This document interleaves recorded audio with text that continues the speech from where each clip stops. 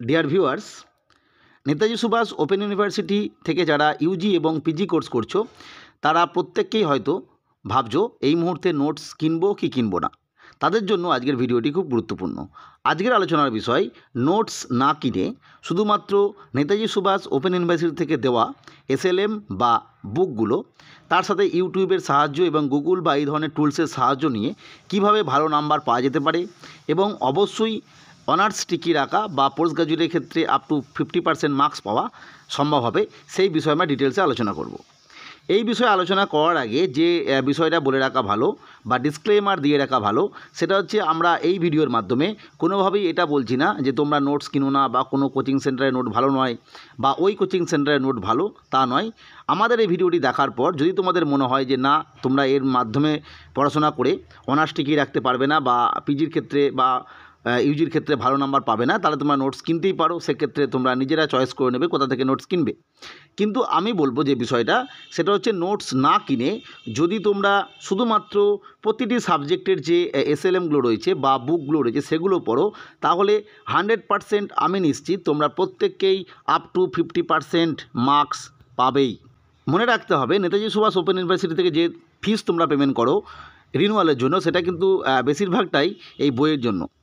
অর্থাৎ এবং এই বইগুলোর বৈশিষ্ট্য কী না, এই বইগুলোতে দেখবে একদম প্রতিটি সিলেবাস ধরে নির্দিষ্ট সাবজেক্টে, সেটা বেঙ্গলি হোক, ইংলিশ হোক, পলিটিক্যাল সায়েন্স হোক, সোশিওলজি হোক, কি পিজির ক্ষেত্রে পলিটিক্যাল সায়েন্স, বেঙ্গলি, ইংলিশ যে সাবজেক্টই হোক না কেন, সেই হিসাবেই কিন্তু বা পাস কোর্স বা ডিএসসি পেপার বা জিই পেপার হিসেবে যেগুলো রয়েছে সেগুলো কিন্তু সেইভাবেই বইগুলো তৈরি করা হয়েছে এবং বইগুলোতে একদম নির্দিষ্টভাবে একদম গাইড বুক হিসাবেই তৈরি করা হয়েছে।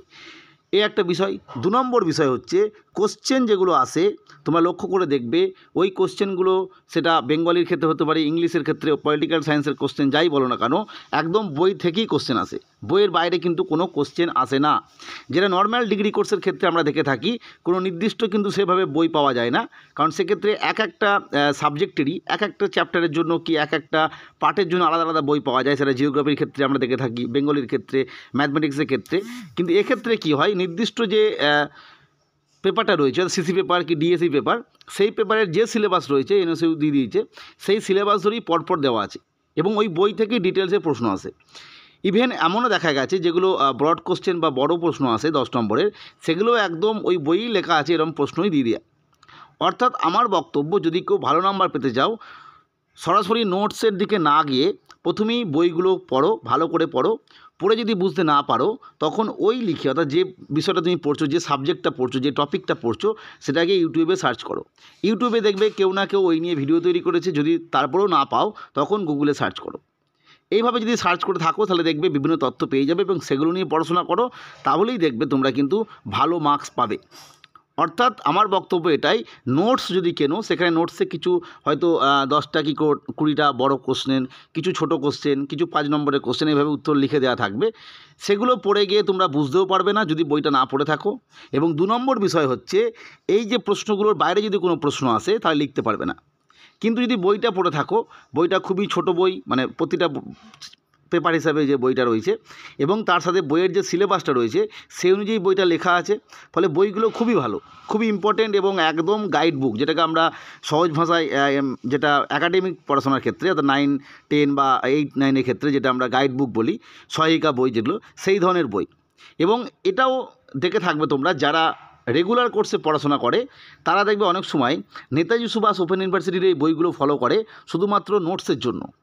বিভিন্ন যারা গ্র্যাজুয়েশন করছে রেগুলার কোর্সে তারা দেখবে অনেক সময় নেতাজি সুভাষ ওপেন ইউনিভার্সিটির বই কলেজ স্ট্রিট বা অন্যান্য জায়গায়, বা যারা পুরনো ছেলে আছে তাদের খোঁজ করে যে এই বই কোথায় পাওয়া যাবে।